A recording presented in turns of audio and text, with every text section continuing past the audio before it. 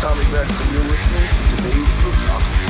This is Mark Metcalf, and you are listening to today's Boondoggle with Veda on Domain Cleveland Radio. You are listening to today's Boondoggle with Bailey on Domain Cleveland Radio. Yes, Kato Kalin listens to this all the time. Welcome to today's Boondoggle. Now, here's your host.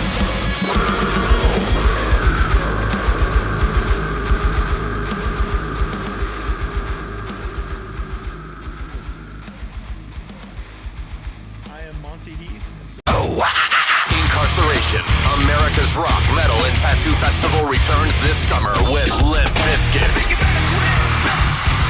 Disturbed, Bad Omens, plus Gojira, Papa Roach, A Day to Remember, Motionless in White, Ice Nine Kills, Cypress Hill, The Used, and so many more. Incarceration at the Ohio State Reformatory, July 17th to 19th. Passes on sale now at incarceration.com. What's going on, everybody? It's Bill Bailey with today's Boondoggle, and pretty stoked to be talking with Bobby from the band Saliva. What's going on, man? And I am just, I'm here. I'm alive and well. Everything's going great. So can't complain. Excited. Good, man. So usually when I have people on for the first time, I like to get a quick background and go like way back. So when you were little, Bobby, do you remember originally what you wanted to be when you grew up? Music was kind of out of the womb, man. That was the thing that I just latched onto. My dad was in bands in the 80s and stuff. So I'm born in 83. So yeah, just the whole MTV movement, you know, all that stuff, just big influence on wanting to play music as well. So. Nice. And do you recall like some of your earliest influences?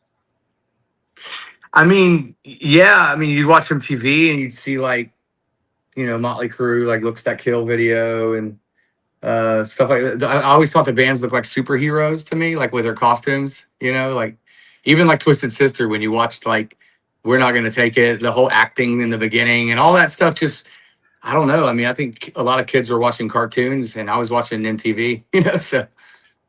I know. I was right along there with you, man. Yeah. And then, like I was reading that you originally started out playing drums. What like drew you to drums? I'd go to my dad's band rehearsals, and I think just most kids at that age, when you're young like that, drums is probably the thing you kind of want to go to because it's loud. You're banging on stuff, you know. Guitar, you know, when you're 3 or 4 years old, feels too complicated. There's too much going on there, you know. I think my ADD was probably more into the drums than it was guitar at the time. But eventually, I started playing guitar when I was probably about 12, 13, and got into that, and then got into like wanting to write songs and playing at your friend's house, and you know, then singing and playing guitar, and the singing kind of came last. But and what was like the music scene like in your area where you grew up at? It was awesome. You know, there's a lot of bands that came out of Jacksonville, especially, you know, when I was in high school, bands like Limp Bizkit and Cold and Yellow Card, and you know, a lot of bands, you know, obviously Skinner is from Jacksonville as well. And I really feel like, you know, we were cutting our teeth in my high school days and building a fan base, you know, and we got to where we were, you know, playing rooms to 300, 400 people, you know, on our own. And then it just kind of grew from there and grew into more. And then when you start making noise that way, and it can, you know, get to labels and stuff. And so the labels, we started getting the label calls, you know, which was ironically right out of high school. You know, I graduated high school, and 2 months later I was in LA. So. Nice. And was that with Burn Season? Yeah. Nice. And what was, you know, so that was friends from high school you kind of got together with and formed that band? Yeah. That was it. Nice.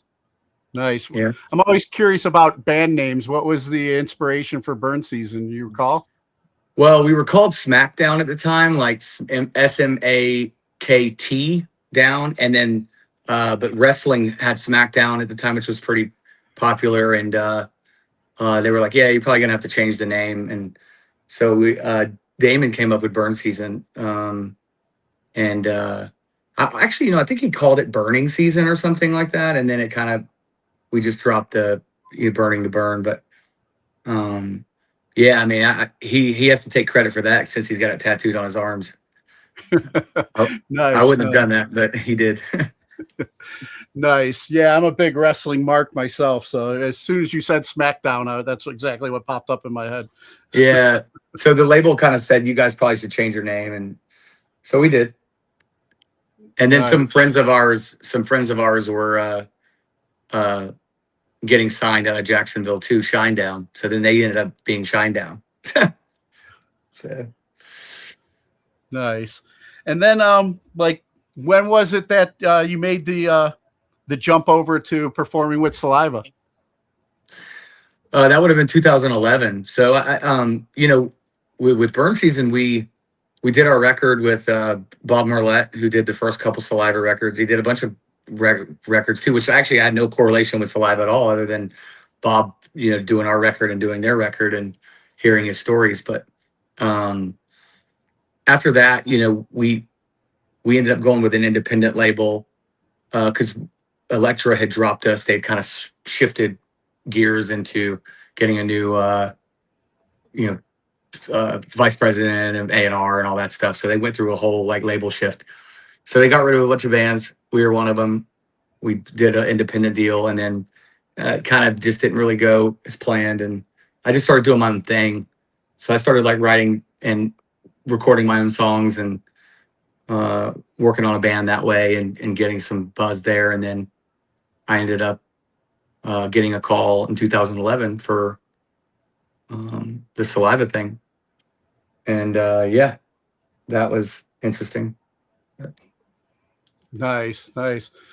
Now, what's that been like for you? Hitting the stage and performing with them, from going from when you were playing in Burn Season, then with Saliva. It's a big difference. I mean, you're kind of getting into an established band who kind of had some success, with radio and WWE and a lot of that, and hats off to the career that they were doing and stuff at the time. But it started to kind of nosedive, and I learned a lot about that when I got in the band. Just the band was here at one time, and then when I got in the band, it was really here. I mean, even the guy before me, I mean, they would kind of hit this rock bottom thing so I think it just was best for them to part ways, and the way they parted ways was, there's two sides to that story, but one person tells his side, and but there's definitely bands go in different directions sometimes, and move on. And he got out of music for a long time, but over a decade. And getting in the band was eye-opening for me, because when you get into something like that, you're thinking all the positive things you heard, and and all the things they had done, and the wrestling and all that, touring the world and stuff. And then you get in, and you're playing clubs that are 200 people, and it was which is fine. It wasn't really about that, because I knew it was going to be a challenge, and you had to go grind and essentially kind of start over,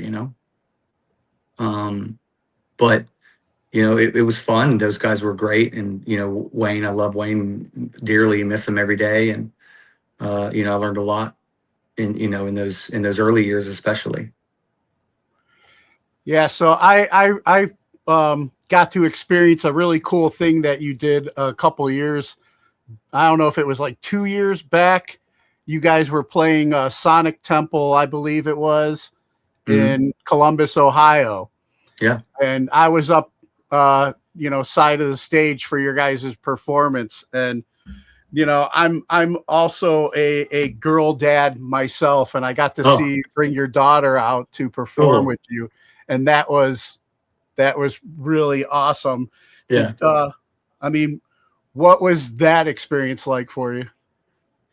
Well, you know, she was only like 7 months old when I got in the band, you know, so she's about to be 15. It's crazy to think about that, but maybe she was like 5 or 6 months. No, yeah, she was only a few months actually, dude. I'm sorry. She was a 3 months old when I got in the band. So then, you know, fast forward, and then, you know, she started singing early on, but it wasn't really something we took serious, you know, just for fun. And then the TikTok stuff started gaining traction, and she was 11, you know, so it was kind of like, wow. And she just grew, and people got to watch her grow, and having her come on stage and perform is amazing. You can't really compare it to anything, you know, being able to look at your daughter in front of 30,000 people or whatever it is at Sonic Temple or Rockville or a festival like that, you know, and you're like side by side looking at, you know, your daughter, and you're just thinking, wow, how fun is this, you know? And I think that's what it's really all about, man. I mean, it really is about the generation and the fans who make it all possible. You know, I don't take that for granted ever. You know, I think it's music can change people's lives and make people feel something, you know, outside of what they're going through, you know. And I think that's why music is so important. And I think the festivals are so important, you know, because it gives those people a release and an outlet to go have fun and go enjoy, you know, music, you know, and outside of this, all the crazy stuff you see on Facebook or whatever, or someone getting robbed or politics or all the BS, you know. It's just, I feel like music is the one thing that you can, as people, can agree on, you know, liking the same music and liking things, no matter what your outside differences are. Yeah. Like I said, I mean, being a girl dad myself, I think my eyes may have watered a little bit standing on the side of the stage, watching that you guys get to experience that moment together. I think I gave her a fist bump when she came off and stuff. That's cool, man. Yeah. And I gotta tell you, like, her growth, like from 11 to like now, I mean, she just, last year, she worked pretty hardcore last year. We went to LA, Nashville, New York, and she got to do some really cool things and write with some really cool people. But she got some really amazing songs out of it that nobody's heard yet. But like some of these songs, like as a dad and as a fan, just to like I can only do so much. I can only help so much. But the talent has to come from her, you know, like that's her, you know, she's the one that's like puts in the work and, you know, just impresses me and just makes me feel like just so proud, and also just like, you know, grateful to have a daughter, you know, that actually, you know, can recognize her talent. Yeah. So you were mentioning too, like, you know, you guys were doing TikToks together. Now, was that during the pandemic? Were you guys putting that together? No, man. It was, we started like right when, right after Wayne passed away. I just had this weird, like light bulb moment where, you know, 5 days before, I'll never forget it. 5 days before he passed, he was at my house. This is not, it was my other house that we moved, but he was there, and you know, he'd come in town and we'd be finishing guitars on the record, and we were finishing guitars on Revelation. He had one solo to do. We had added a section for a solo. I was like, this song has to have a solo. So it was Die Before You Fly was the song. And he did the solo, and then I remember like filming him like just a couple takes, and he like did it like just one pass through. That's how good he was. He was really, really good. He'd work on it, and then he would just one pass through. So I filmed that, and then I remember like I was like doing something. I don't know what I was doing. He goes to the bathroom, and Veda's room was like next to the bathroom he used, so he could hear her singing. So she's in there singing, and I mean, he's obviously known Veda since Veda was a baby, you know. So to watch her grow, and I mean, he knew she, would sing, but I think that was really the first time he got to like hear her singing, like, 'cause she was just in her room singing, and he's in the bathroom, and he comes back in the studio room, and he goes, "Hey, all right, it just, you might think I'm crazy now." He goes, "I've said some crazy things in my life, but hear me out." This is when he had this idea. He goes, "We got to get Veda on a song. Veda's got to sing on a song." And I was just kind of laughing. He goes, "Dude, I'm serious. She's so freaking good, man." He goes, "I'm listening to her sing." He goes, "And she's singing better than like most female singers that I know," or whatever. And I just, she's 11, man. I'm at the time just like, I know, man, it's funny. And, come on, let's get this solo done or whatever. Just kind of, more humble about it than anything. And so didn't think anything of it, dude. And then a few days later, he passed away. So it was kind of like this moment of like, he was like almost telling me something, right? And I was like, I didn't want to do Saliva, in that moment. I didn't want to do, anything. I wasn't thinking about that, because he and I were very close. But so I was like, I want to do something different. And I just started like working with her, and dude, it blew up, and then, balancing that and being a dad and husband as well. And I learned a lot about myself. I got sober in 2018 too, 2018, and learned a lot about myself and getting back to the core of what got me loving music and figuring out, that there's more outside of music in life too, and families first. Yeah. So I just put things in perspective. And so I was working with her, and I was just really enjoying that, and just watching her grow. So yeah, it's been something, that's for sure. But yeah, that's really how it started. Was I just kept thinking about what Wayne was telling me in my house before he passed. What a beautiful parting gift from your friend, Yeah. And I'm glad you mentioned, sobriety. I'm 17 years sober myself. I was just actually on a couple of Zooms before this interview, in recovery. So, and it's absolutely right. It's like the things we have in front of us that we've always had, that we've taken for granted. And now with the new pair of glasses, we get to see and experience, on a whole new level. And that's beautiful, man. Also in life too, like, you're not perfect. We're not perfect. I'm not perfect. And you make mistakes, and it's being able to accept them and move on. And I think accountability is a really, really big thing that a lot of people have a hard time facing. Yeah. And it's like, no matter how much you throw, up in the past or what it may be, but it doesn't fix the present. But you have to be able to also face it and accept whatever it may be to move forward, or you just find yourself doing the same repeating, traits, Exactly, man. Well, I don't want to get in trouble with Shauna either. I got to make sure that we get into the latest single, Cope. I want to hear a little bit about the message in that song. That's a song that it's very special. Like I don't even, I've written 100 songs maybe, right? Or I mean more. I'm just saying, just giving you an example, 100 songs, and there's very few, maybe you count on one hand, ones that are special when you write them. And that was one of them. And I don't know what it was. I had this musical piece already, and we were in Sturgis, and we played Buffalo Chip last August, and we were there when I was on the plane, and I'd seen this, scrolling through Facebook on Wi-Fi on the plane, and I'd seen this story about this girl who was 16 years old, and she had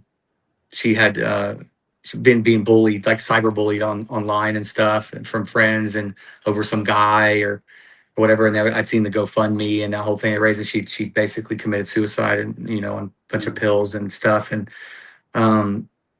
you know, as a dad, as a girl dad, and also, as, you know, my son's 18, he's graduating high school in a few weeks. And then, you know, having a toddler who's almost 4, she's wonderful. And, you know, just thinking about that on the plane, those are the kind of stories that I read, and they kind of twist the knife in my heart a little bit.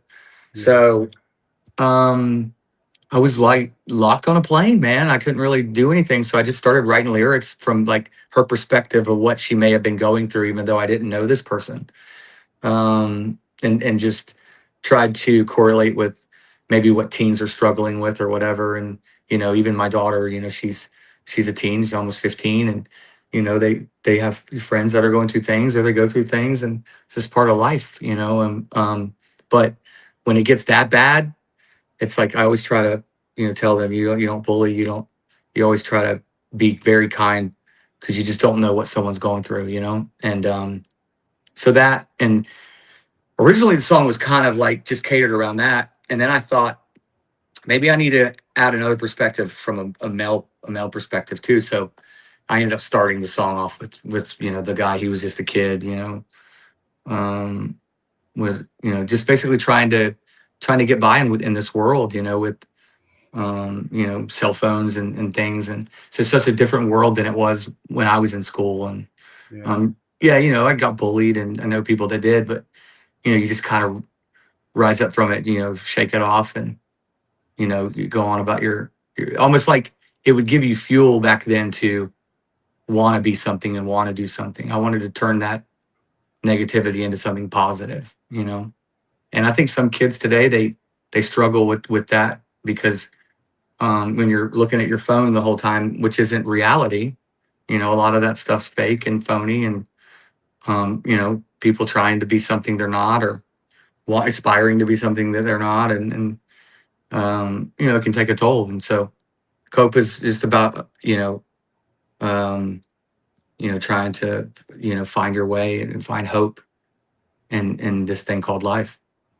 Yeah, like, I mean, I know for like us growing up, it's like, yeah, if you were getting bullied at school, you could go home, you know, and you could get away from it, you know, and kind of reset. And it's just like now with everything, like you said, on the cell phone, it's like there's no safe place, there's no escape. Yeah, well, because what they do is, okay, this is what that story was. I remember now, was they had posted a bunch of things online that it, you know, and it turned it into this whole like circus, right? So now, like, you have 50 people from school laughing at it, or whatever it may be, or this thing. And yeah, we didn't have that back then. There weren't cell phones, there wasn't any of that. You know, some kid bullied you, you smacked him upside his head, and then maybe he didn't anymore, or, you know, or whatever happened, you know, you had to kind of learn how to deal with it and get through it. And, you know, so I can't imagine what would happen if I,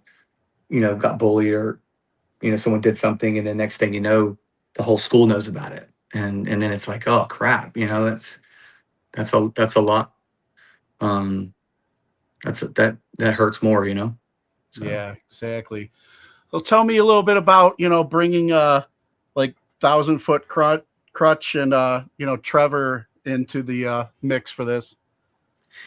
Man, it was great, and he's awesome. He's a wonderful dude, and we were able to get him on the song, and I sent it to him. I was like, hey man, I have this idea, and you know, I had all the verses pretty much written out, and he wrote me back, man, and was just like, dude, this is like amazing. This is special. And then I could feel it. It's like I felt like this was special, you know, and it's one of those songs that you know, you don't know. You got to let those songs grow and find a way. And, you know, he really added a lot to it. So. Nice. And, you know, I was listening to the EP, and I heard the cover from Michael Jackson as well. They Don't Really Care About Us. What inspired you guys to pick that one and perform that? So I had this idea to do this song in like 2015 and 2015, and we did put it out on our Love, Lies, and Therapy record in 2016. So this was like a 10-year kind of anniversary deal. that we're just re-recording it. Because DSPs are a lot different now than they were even 10 years ago. But that song has gotten a lot of streams. It's, approaching 90, 95 million, 100 million streams from, the 2016 version. And that song, I remember at the time, bands weren't really doing a whole bunch of covers. It was kind of not a thing. And we'd never done one. And I just thought, what the hell, but I was like, I want to do a cover that is going to be different, that no one's going to expect. And that was the one that I just kind of worked on, and it came to life. And then when we put the record out, Universal was like, what should be the first single? And I said, that song, that should be the cover. And they're like, oh, we don't hear it. So went with another song, it bombed, didn't really do anything. So, and then that song just grew legs on its own, man. No radio, no promo, no nothing. And it's, one of Saliva's biggest streaming songs. So now for you, like what kind of it inspired you to choose that song? I think at the time I liked it, and I always was a fan of Michael Jackson. I mean, but wasn't really like going to cover Dirty Diana or something. I wanted to cover something that felt like a statement. Yeah. I'm not a real political person, like I just never was, but I remember there was a lot of things circling about, that was Clinton and Trump, like through that election around that. And I just remember thinking like, I wonder what Michael Jackson was thinking when he wrote this song, and like who were the leaders, and that's kind of a world perspective though from him,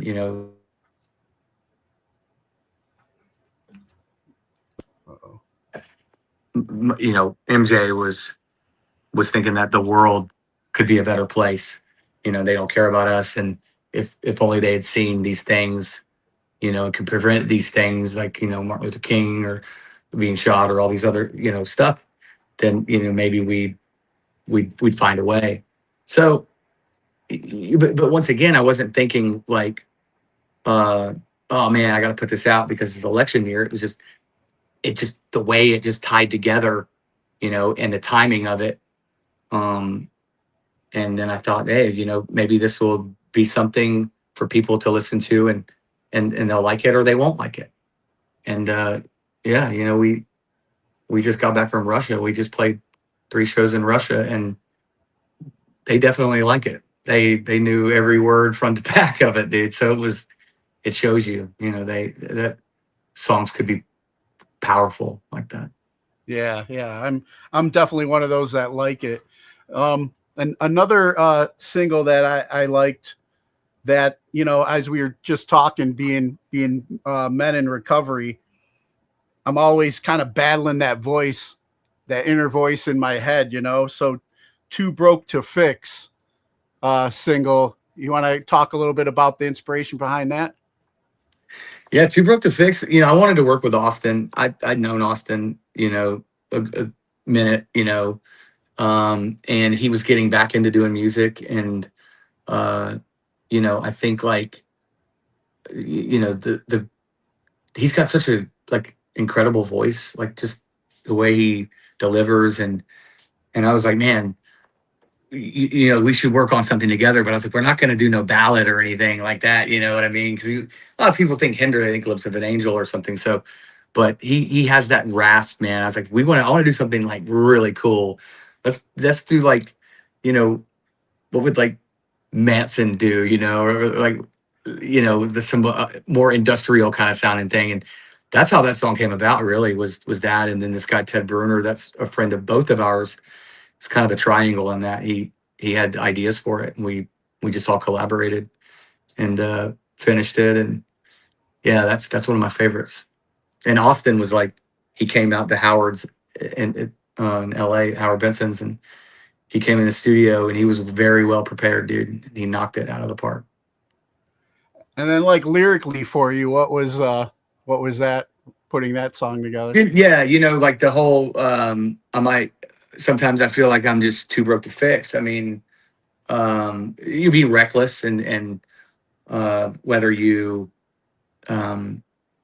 I think he and I both have went through things like that, whether it's, recovery and addictions. And, the story goes when he left the band, he like wrecked the tour bus. He did like 10 grand in damage on a tour bus or whatever. And just that whole like Too Broke to Fix thing just kind of stuck and just made a whole lot of sense. Like, Gotcha. so I was kind of joking. Sometimes I feel this bus is too broke to fix, like just little jokes, but like, yeah, I mean, that song's great. Love it. Yeah, there's some days, myself, I know it's like I do self-sabotaging, because I'll start believing that lie, and then I'll feel and it'll say that you're basically too broke to fix when I'm in an awesome, amazing relationship, but then I start screwing it up by doing old habits or dumb shit, And, yeah, that's how it's like split personalities, man. You got alter egos sometimes, and you gotta tame one, but sometimes it's hard to tame, Yeah, exactly. And then we mentioned, the Michael Jackson cover and that being a statement.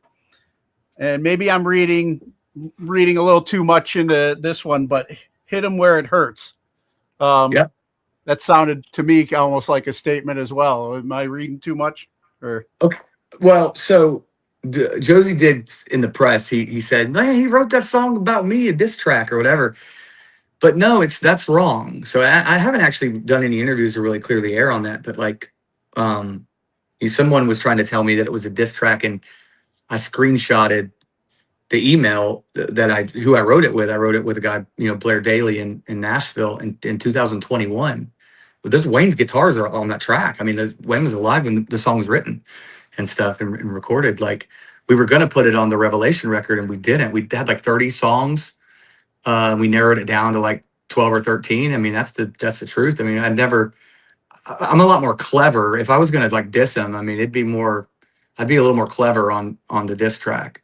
But no, it's not a diss track. It just kind of fell in line with other Saliva stuff. Maybe the timing of the Timu stuff. And, we were already putting the song out, and we did have some fun with the Timu shirts and that, but that's just for, social media and just being funny or whatever. But, and then he aimed like, I guess, 2 diss tracks at me where he just kind of said a whole bunch of BS and a bunch of, fairy tale stuff, but that's fine. I mean, look, I wish the guy well and hope he, can find some happiness. But no, but that song, if you're reading too much into it, you're saying, but it was not a diss track. It was just trying to make a arena rock song to place in football and wrestling. I mean, it's what Saliva's always essentially done. So. Gotcha. And then, we already talked about the song Cope, but that's the name of the EP. It's out now for people to enjoy on all the streaming platforms. If people like the old school people that love collecting something tangible, will that be released on like a CD and stuff as well? Or well, yeah, we just shot 3 videos. So we're about to drop 3 more singles. We're putting a record out. So a record's going to come out early August.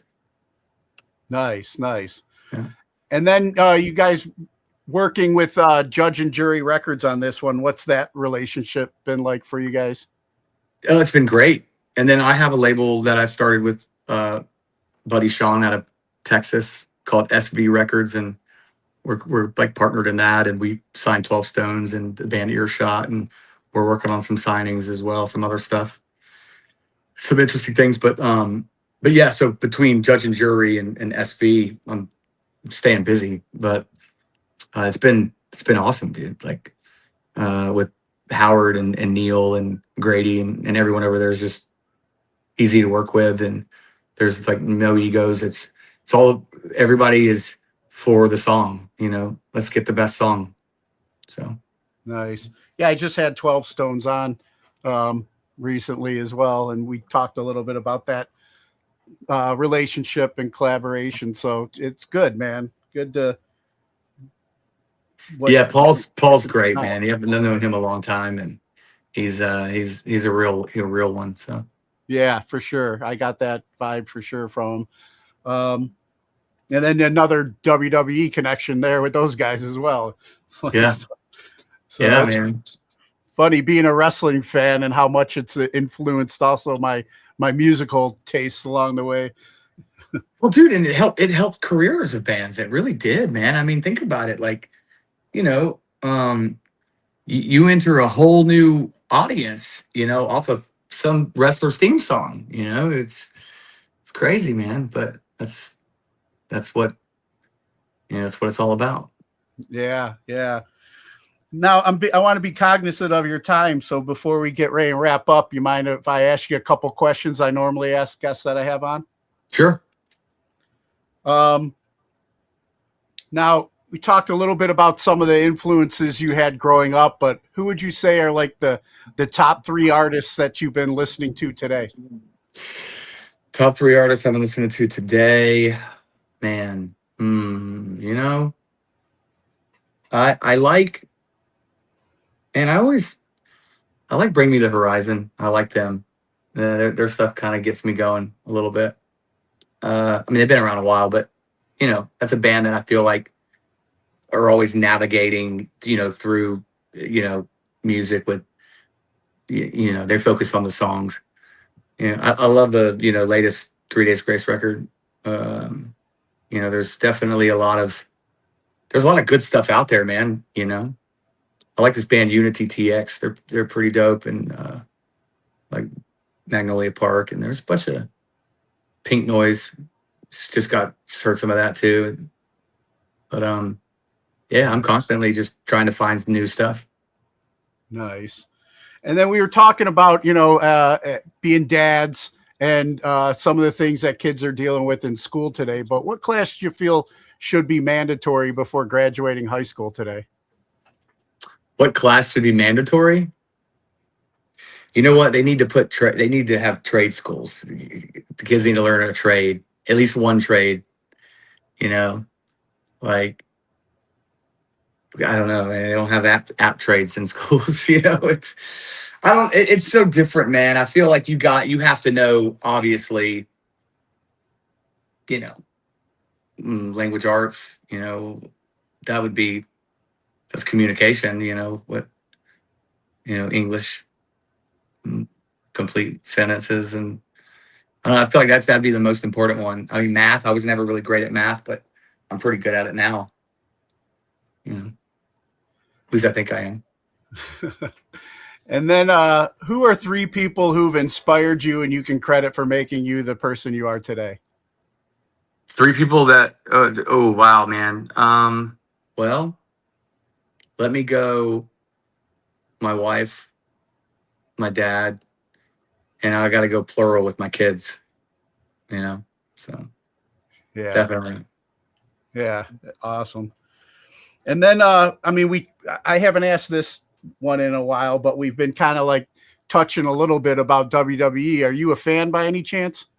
Dude, I was like WCW, bro. I saw Sting wrestle in 1990 in Charleston, South Carolina at King Street Palace. And he wrestled a guy named the Juicer at the time. I don't know if you remember the Juicer. Yeah. Dude. Yeah. And I remember WWF was like the thing, and WCW was kind of on the rise. It was coming up. But when NWO started, bro, that's when like WCW took control. But yeah, I liked it back then. You know, Ultimate Warrior, I was all about him. Oh yeah. You know, the long hair, I mean, and the makeup and stuff. That's what I'm saying, man. When you're like a younger kid, you're like, that's the stuff that you lock onto. You know, marketing, image, you know, visually, like, you know, the dude was like, he's like the Incredible Hulk running around, you know. Who would you say your favorite was? It'd have to be Ultimate Warrior, man. You know, okay, outside of the gimmick stuff, I did like Shawn Michaels. Maybe Shawn Michaels was one I liked also. Yeah, Macho Man was hilarious. Oh but, Yeah, Undertaker. I mean, come on, dude. Those were the days. Like, if you grew up in the '90s on wrestling, you agree with me that it doesn't even hold a candle to, like, today has no, like, we're not even talking about the same shit, you know? Yeah, exactly. Of how great it was back then. I just watched yesterday. There was a thing on Peacock about Shawn Michaels becoming Shawn Michaels. It's a really good story, and it kind of goes into like the dark side of his life as well before he got sober and clean and everything.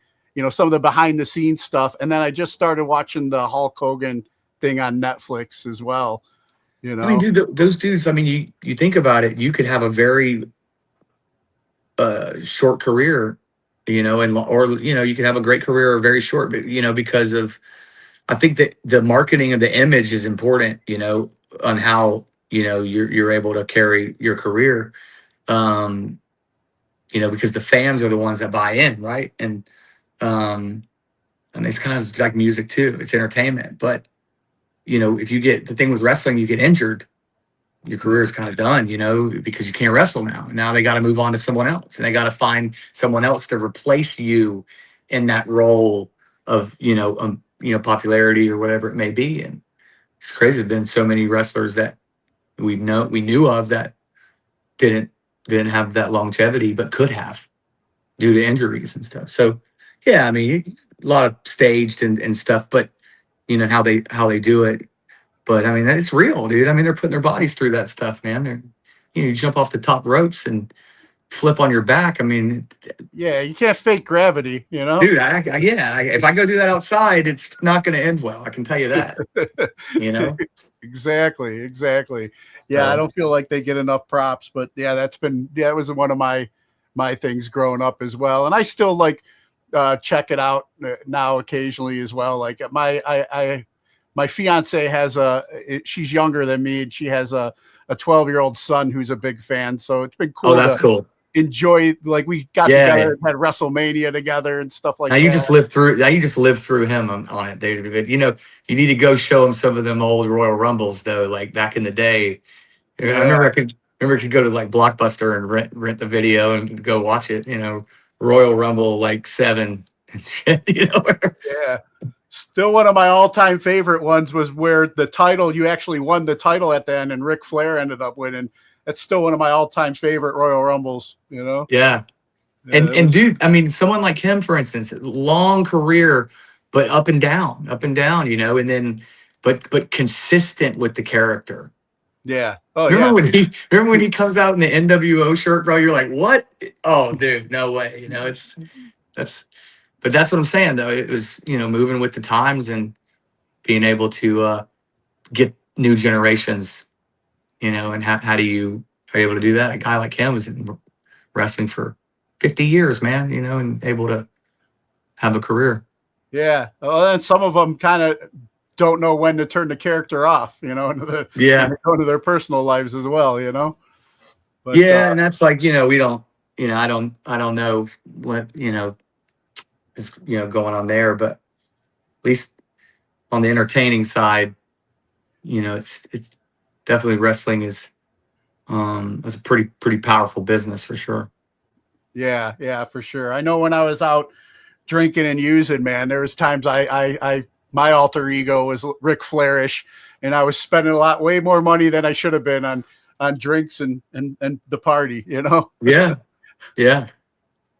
But you know, you find a way out of that, you know, and you, like you said, you've been sober. That's a long time, and it gets better every year. Yeah, for sure. Now that I'm in my 50s, I don't really look forward to my birthdays as much, but I look forward to that sobriety date, you know, that rebirth day, basically, you know? Yeah, and that's funny you say that, because that's kind of how I am too. So nice. And then any message you have for our military members currently serving overseas? Man, you know, military is, you know, they protect this great country. I do feel like we are so lucky and we're so blessed to live in a country like we do. Been all over, you know, the world. I've seen a bunch of We've played, Dubai and Air Force Base over there, and heard a lot of stories, and been to Australia, been all over, and then we just did Russia, and it's like people were like kind of giving us crap for it, and like, man, you got balls of steel to go there. But I'm like, you wouldn't know unless you've been. Like, those people are fanatic over music. They love, you would thought we were the Beatles or something, man. It's like they love music so much, and they love American music, and they love America. Like it's just their dream to go to America. Like every Russian you're talking to, they're the nicest people, man. The food was outstanding. The hotels were outstanding. Like everything, like whatever they say on the media or whatever, is not true. It's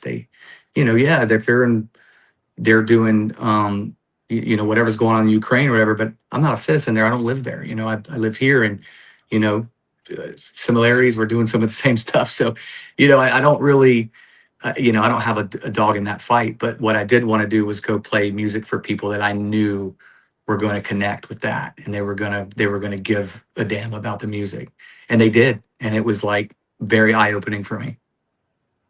Yeah, I remember on my last deployment before I retired, I was over in Kuwait, and my girls were little at that time. My oldest had turned 8 while I was over there, and I remember just like going into town and seeing kids outside kicking a ball together and playing, and I would just thinking, there's no reason why my daughters can't play with these kids over here, Right.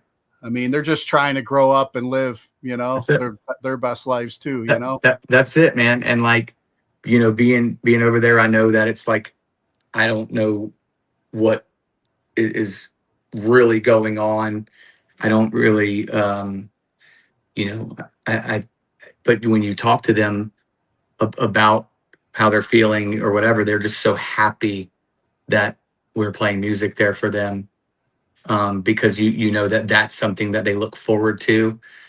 And yeah, man, it's almost like all the issues like go away and temporarily or whatever it may be, but they're good people, man. They deserve for other American rock bands to go there for sure, because it's long overdue, and there's a lot of fans that are waiting.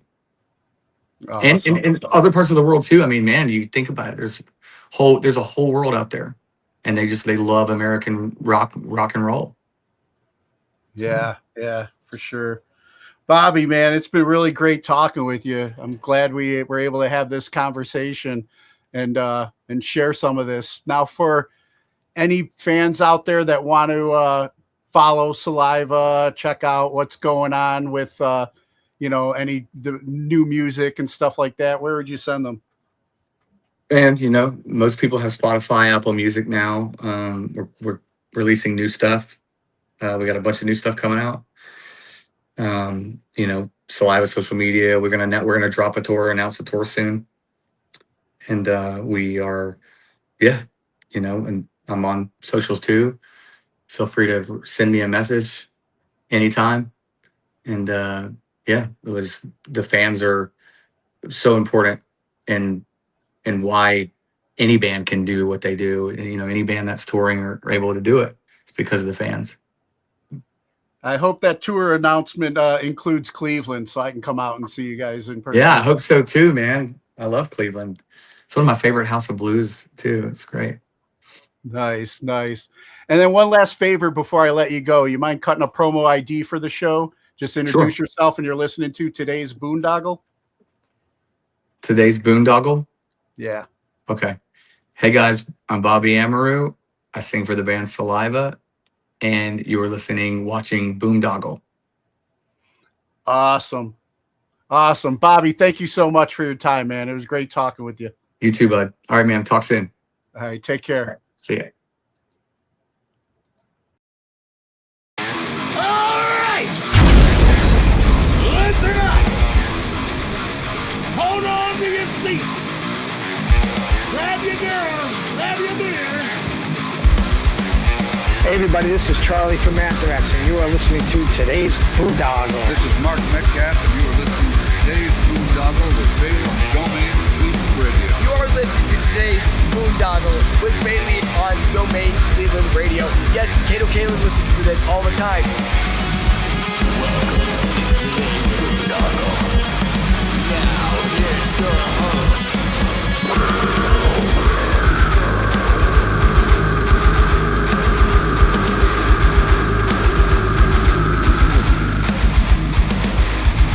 I am Monty Heath, so one Heath, and you are listening to today's Boondoggle. Hey, what's up? It's John from Skillet, and you are listening to today's Boondoggle.